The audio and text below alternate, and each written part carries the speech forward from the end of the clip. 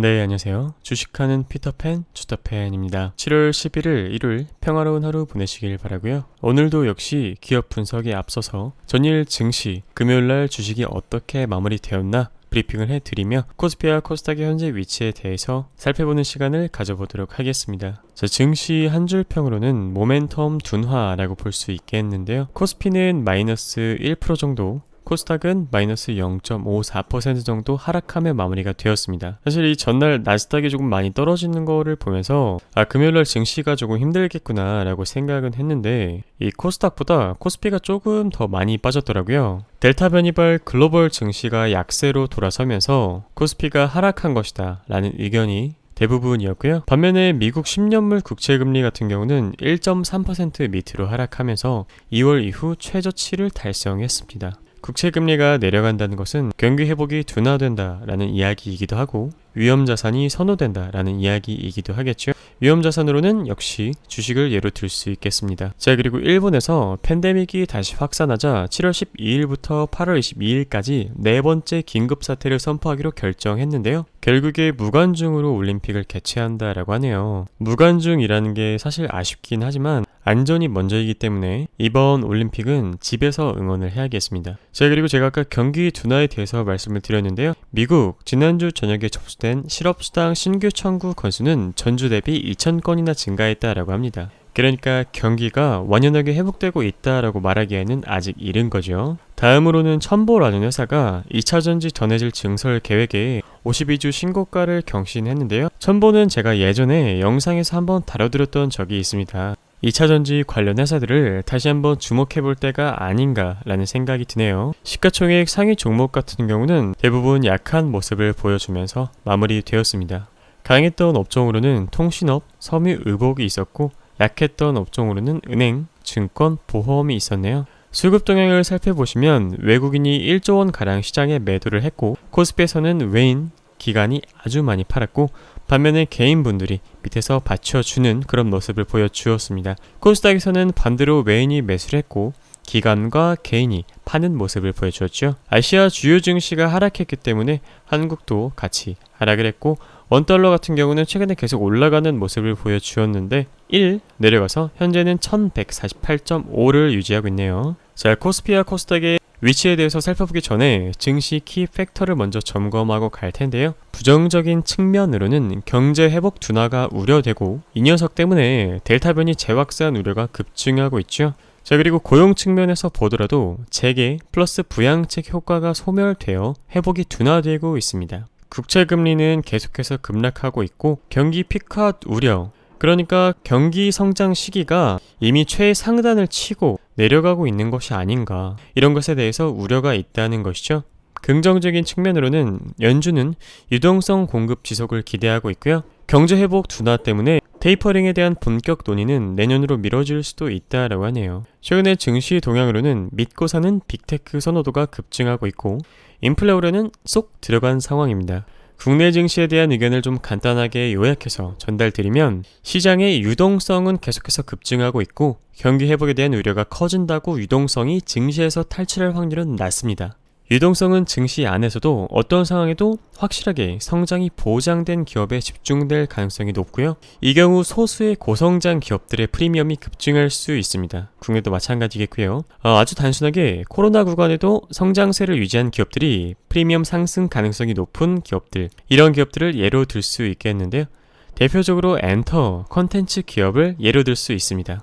이들은 콘서트가 어려운 코로나 팬데믹 환경에서도 대다수의 우려를 털고 오히려 이익 구조가 견고해지는 상황인데요. 즉, 팬데믹이 회복될 경우 콘서트가 재개되면 이익 규모 자체가 급등할 수 있습니다. 국내 컨텐츠 기업들은 영상 컨텐츠 유통시장을 장악한 글로벌 OTT 업체들에게 절대적인 사랑을 받고 있고 보통 OTT 기업들은 핵심 권역별로 컨텐츠를 제작하고 여기에 더빙을 입혀 글로벌로 서비스를 하거든요. 비록 우리 한국어는 사용 인구 기준이 1억 명이 안 되는 마이너 언어 중에 하나지만 K 컨텐츠는 할리우드 컨텐츠를 제외하면 전 세계 인구 60%를 점유하는, 즉 아시아 시장 전체를 커버할 수 있는 유일한 컨텐츠입니다. 그러므로 네이버 플러스 카카오 조합은 미국의 아마존, 구글, 페이스북의 조합이라고 보시면 될 것 같습니다. 물론 시장 자체는 국내에 국한되지만 이들은 일부 사업, 콘텐츠, 웹툰, 메타버스 등이 있겠죠. 이런 것들에 대해서 글로벌 진출을 노력하고 있고, 비록 유틸리티 플랫폼 사업자로 북미, 유럽, 중국 등 핵심 권역의 진출은 어렵지만 이들의 다양하고 창의적인 콘텐츠들은 국내 시장에서 검증받았고 해외로 진출하기에 충분한 퀄리티를 확보하고 있다고 보여집니다. 자, 오늘날의 코스피 일봉을 살펴보시면요. 3번이 오늘날의 구간이죠. 제가 설정했던 지지선이 여기에 저점과 여기에 저점을 이은 지지선이었고, 이 지지선은 실제로 여기서 한번 작용하며 하방을 받쳐주었습니다. 하지만 오늘날에 뚫려버렸고 반등이 나와야 하는 포인트에서 한번 반등이 나와 주었는데요. 물론 여기서 다시 한번 약세로 전환이 되고 어떠한 계기로 인해서 증시가 한 번 더 내려간다면 3087포인트 정도까지는 열어둬야 됩니다. 가능성이 낮긴 하지만요. 하지만 제가 봤을 때는요, 코스피가 이렇게 급격하게 올라온 것도 아니기 때문에 급격하게 빠져버릴 일도 없고, 현재 델타 변이 바이러스 때문에 시장은 혼조세를 보여주고 있지만 글로벌 증시가 워낙에 많이 올랐기 때문에 그저 잠시 쉬어가는 조정 구간이라고 생각하고 있습니다. 한국의 수출 데이터는 지속적으로 좋게 나오고 있기 때문에 저는 일시적인 조정은 있을 수 있겠지만 코스피의 상승은 지속될 것이다 라고 생각하고 있고요. 대신에 이렇게 좀 바닥을 다지는 구간이 필요할 것이라고 생각됩니다. 이 구간에서 변동성이 좀 있을 것 같네요. 자, 그리고 코스닥의 일본 같은 경우는 오히려 코스피보다 더 보기가 쉬운데요. 지지 밴드는 1004포인트부터 1018포인트입니다. 이 구간에서 지지가 나올 것으로 보여지고 조금 아래로 내려간다라고 하더라도 여기 지지선에서 한번 반등이 나와줄 거라고 예상이 되네요. 너무 예측하려고 하기보다는 이 움직임을 자세하게 관찰한 다음에 대응을 하는 것이 가장 중요하다라고 생각이 듭니다.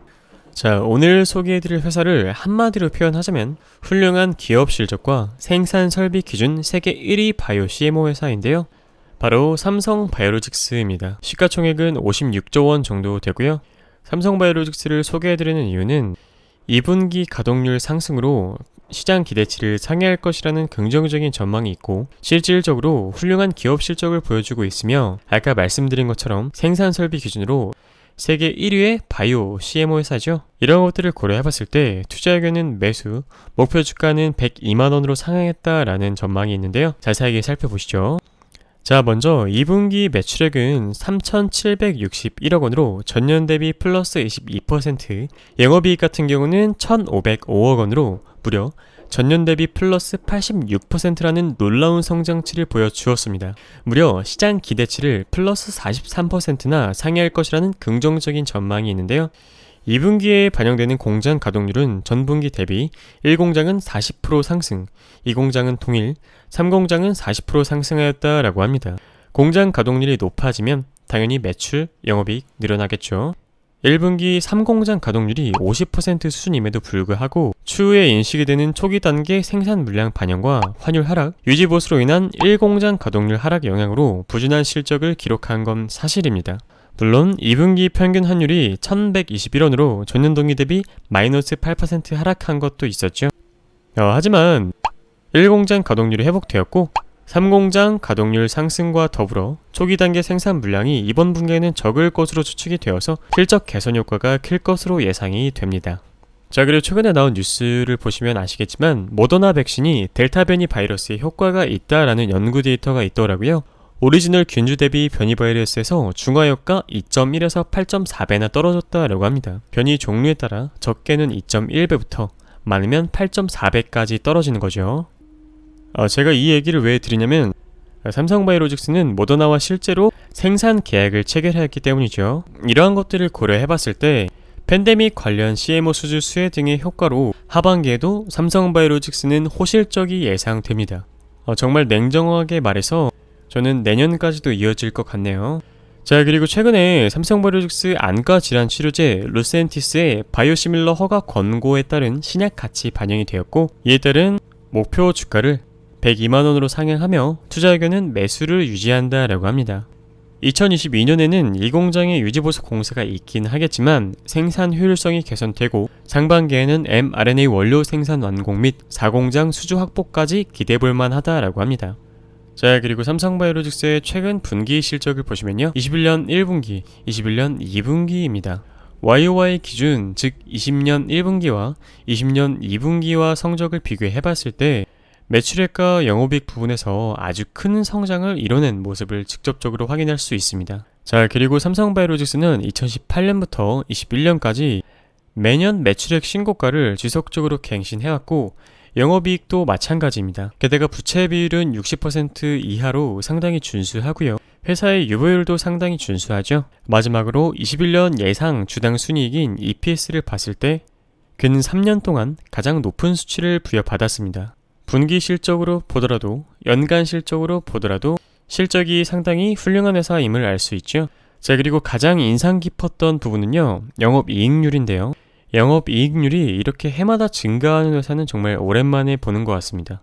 삼성바이오로직스의 현재 주가가 한 주당 80만원이 좀 넘어가면서 무겁고 좀 잘 안 움직이려는 경향이 있긴 한데 나중에 액면 분할을 한다면 지금보다 주가 흐름은 훨씬 더 준수해질 것이다 라고 생각이 드네요. 자, 그리고 6월 9일부터 7월 9일 한 달간의 투자자별 매매 동향 데이터를 보시면요, 연기금의 매수가 상당히 두드러지는 모습을 볼 수 있습니다. 뒤이어 기관도 같이 매수에 가세하고 있었는데요. 반면에 개인분들은 가지고 계시던 삼성바이오로직스의 물량을 대부분 다 던지신 것 같군요. 최근에 수단매 장세도 지속되었고 경기 민감주가 시장을 이끌어왔기 때문에 이렇게 움직임이 무거운 주식 같은 경우는 다른 주식을 거래하시느라 개인분들이 좀 판매하신 것 같네요. 마지막으로 삼성바이오로직스의 월, 주, 일봉을 간단하게 살펴보시면요, 여기 고점과 여기 고점을 이은 외부 하락 추세선이 있었는데요. 여기 보이시는 월봉에서 확실히 돌파를 한 모습을 보여주었고 리테스트까지 성공했습니다. 리테스트는 저항이 지지로 바뀌는 순간이죠. 월봉 이동평균선 정배열로 현재 주가 흐름 아주 준수한 상태이고요. 증권사 목표가는 102만원입니다. 주봉 이동평균선은 현재 정배열 상태이고요. 아까 말씀드린 것처럼 여기서 리테스트를 성공했고 올라가려는 그런 캔들 패턴을 보여주고 있죠. 자, 일봉을 간단하게 보시면 여기 새로운 추세선이 보이실 텐데요. 여기를 아래로 확 깨지 않는 이상은 지금의 좋은 차트 모양을 계속해서 유지해 줄 것 같고요. 오늘날의 자리는 분할해서 진입하기에 매우 무난하다고 생각이 됩니다. 최소 하반기까지 보실 분들에게 적합한 종목이라고 생각이 드네요. 자, 오늘의 간단한 결론을 말씀드리겠습니다. 삼성바이오로직스는 CMO 생산규모 전세계 1위 회사이고요. 한 달 내내 연기금이 지속적으로 매수한 회사이며 최근엔 기간까지 수급이 들어오고 있습니다. 우량주지만 주가 변동폭이 낮은 편이므로 장기 스윙을 하실 분들에게 적합한 종목이라고 여겨지네요. 마지막으로 리스크를 최소화하여 늘 안전하게 분할해서 접근하시길 바랍니다. 자, 구독자분들 여러분들도 잘 아시겠지만 저는 종목 추천이나 투자를 권유드리는 영상을 올려드리는 게 아니고요. 열심히 일하시느라 가정을 돌보시느라 자료를 찾아보실 시간이 없는 건전한 종목을 찾는 것이 쉽지 않은 분들을 위한 분석 영상입니다. 늘 안전하게 분할해서 사고 분할해서 파는 방식으로 투자하시길 바랍니다. 오늘 여러분들과 함께한 기업 공부가 도움이 되셨다면 구독, 좋아요, 알람 설정까지 부탁드릴게요. 감사합니다.